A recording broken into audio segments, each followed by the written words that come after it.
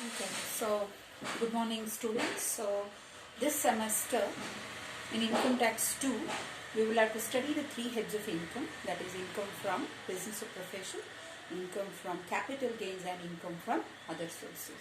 So we know that we have five heads of income, right, under the Income Tax Act. So the gross total income is the sum of the income that the assessee earns out of the five heads of income, that is income from salary, income from house property, income from business or profession, income from capital gains and income from other sources. I'll repeat, the assessee, the income that the assessee earns during the previous year, individual assessee is categorized under five heads of income, that is income from salary, income from house property, income from business or profession, capital gains and income from other sources. So we have got five heads of income, right? So the income that the assessee earns out of all the five heads of income put together, we call it as the gross total income.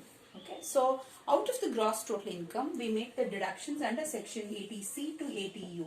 So after making the deductions under section 80C to 80U, you get the total income. Okay, so on the total income is that the assessee is liable to pay tax under the Income Tax Act 1961.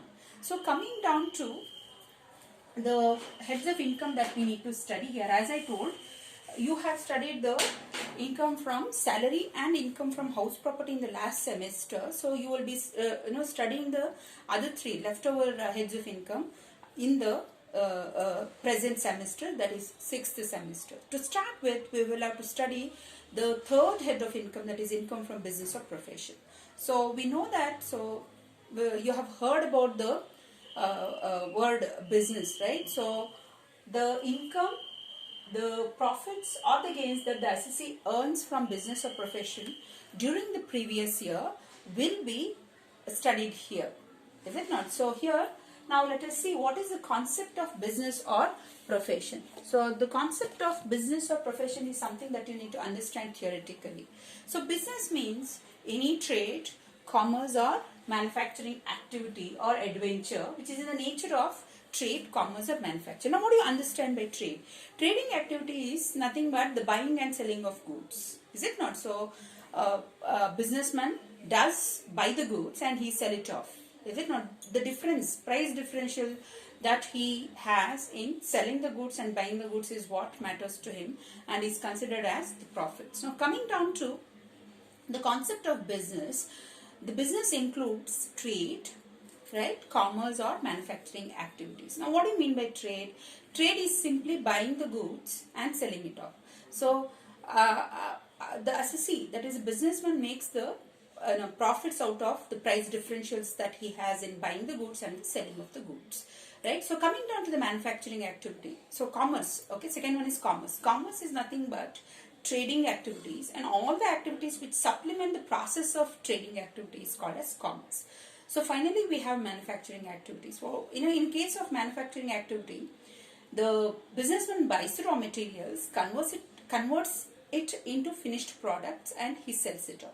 So if you observe here in the trading and commerce as well as manufacturing activities, no doubt the assessee earns profits, right? So in the process of earning the profits, he has to incur expenditures, right? So the amount that is left over after meeting all his expenses is what is assessed under income from business here in the third head of income, correct? So this is about the concept of business.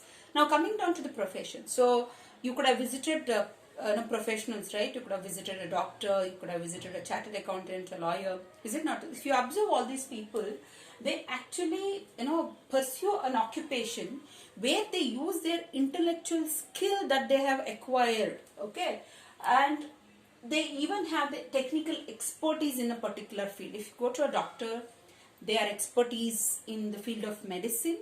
If you go to a lawyer, they would have studied all the legal aspects, right? They do update themselves every year. So if you go to a chartered accountants, they would have studied all the aspects relating to taxation, is it not? So all these cases, if you see, they would have had technical expertise in a particular field. So that they use it for their livelihood. So the third one is vocation. Okay, so under the vocation, it is an activity upon which a person spends a major portion of his time and out of which he makes his living. Say for example, there could be a dancer, there could be a singer, painter, all this we call it as vocation. Okay, so this is the theoretical aspect, so to say. So coming down to, so the Income Tax Act gives us a format for the computation of income from business. Okay, first thing is you'll have to take the net profit as per the P&L account. So whatever is there in the P&L account, you take it. So after that, say sometimes what happens is in the process of computing the profits, the SSE might include items which are not permissible under the Income Tax Act, or sometimes he might miss out on taking up certain expenses which are otherwise admissible. So there are cases where he might not include an income which is actually to be included. So these are all the anomalies that we have. That will be corrected, and after that will it be that we arrive at the taxable income of the SAC. Now I will be giving you the format for the computation of the income from business. Okay, students, now I will be explaining to you the format that is given under the Income Tax Act 1961 to calculate the income from business. So as I've already told you that the net profit that assessee arrives at, or that he computes in the P&L account, might not be proper, or it might not be prepared in accordance with the Income Tax Act 1961. So there could be expenses which he might not have included, or there are expenses which are not permissible, or there are incomes which he has not included, or there could be an income which does not come under this head of income or which is exempted. So last semester you could have studied different exempted incomes, right? So it could be agricultural income, it could be dividend, is it not? So there are various tax-free incomes which are neither included in the SSC's total income nor on which the SSC is liable to pay tax. So what we do is we take out all those and we arrive at the correct figure. Now follow the format very carefully here. So first what we should do is we have to take the profit that is arrived at, or which is given in the P&L account. So first thing that I will do is I will take up the net profit as per the P&L account. Okay, so that will be very much given to you in the problem itself. So you have to go through the P&L account, you'll have to take out the amount that is there. Okay, so I will just give you a very small clue, right? So first one is, if you take into consideration the English alphabet, the first word is A, right? So first thing is add. Okay, so next one is less. So I'll repeat. So first thing that you should write is add and less here. Okay, so here after taking into consideration the net profit as per P&L account, first thing that you need to put is add and less. So you have 4 items in both the first and the second. Okay, even under addition you have 4 items, and even in deduction, that is you'll have to deduct certain items which are irrelevant, right? So in the computation of income from business.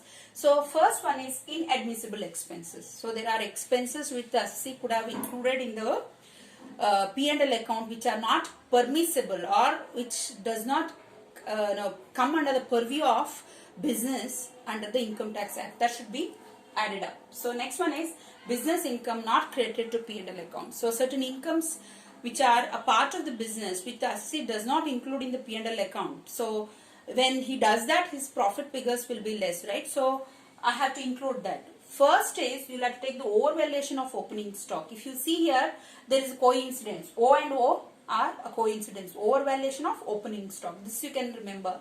So opposite of this is undervaluation, right? Opposite of opening is closing stock. Correct? So this is how you can remember. So going by the last 3 and the 4th item, so you have to write the reverse of the same in the second one, that is deduction. Undervaluation of opening stock, overvaluation of closing stock. If you observe the pattern here, first is always opening and the second is closing, right? So even here that is the same. So here overvaluation of opening stock and undervaluation of closing stock. The reverse of the same is undervaluation of opening stock and overvaluation of closing stock. So this is about the first one. And in the case of items that you will have to deduct, first one is the admissible expenses. So first alphabet is A, right? So that you can remember. Second one is tax-free and non-business income. So tax-free incomes, as I said, are those incomes which are neither included in the SSC's total income nor on which the SSC is liable to pay any kind of a tax. So such incomes are non-business incomes. Say for example, which are not totally related to the business. If that is included, that should be taken out, right? So this is how you remember the format. I'll repeat it one last time. First thing that you should take is the net profit as per the P&L account. Second thing is that you'll have to write add and less, right? First is inadmissible expenses. Second one is business incomes which are not credited to the P&L account. As I told you, this is opening stock, right? So opening stock and closing stock will be the third and the fourth item, both under the addition as well as deduction. So opening and closing. First is overvaluation of opening stock and the undervaluation of closing stock, right? So with this we are done with the first part. Coming down to the second part, that is deductions. So admissible expenses. So expenses which are admissible under the Income Tax Act, which the SC fails to include in the P&L account. And the second one is tax-free and exempted incomes. Third one I told you, third item will always be opening stock. Fourth item is closing stock, right? So undervaluation of opening stock and the overvaluation of closing stock. This format you have to write down in each problem. So this is a format that should make it a mandatory thing to write in all the problems so that you will not miss out. So sometimes in a problem you might not have the undervaluation of opening stock or a closing stock or overvaluation or whatever, but even then you tend to forget this. So this format you will have to memorize, and you will have to write for all the problems irrespective of whether you have that item or not in the problem. I hope this point is clear. I'll just summarize the format. So first one is net profit as per P&L account. Second thing that you will have to remember is you will have to write the add and the less. Under the addition you will have to go with the inadmissible expenses, right? So that is written. So business incomes which are not credited to the P&L account. So opening stock and closing stock will be the third and the fourth item. So both under the first as well as the second addition and deductions, right? So overvaluation of opening stock and the undervaluation of the closing stock. Coming down to the second one. So the first alphabet word is A, right? So that you can remember. So admissible expenses. So second item is tax-free and non-business incomes. So I told you the third item is always opening stock and the fourth item is closing stock. So here you have written the overvaluation. The opposite of this is undervaluation. So undervaluation of the opening stock and the overvaluation of the closing stock. So this is about the theory, and apart from this I have provided you the PDF format, okay?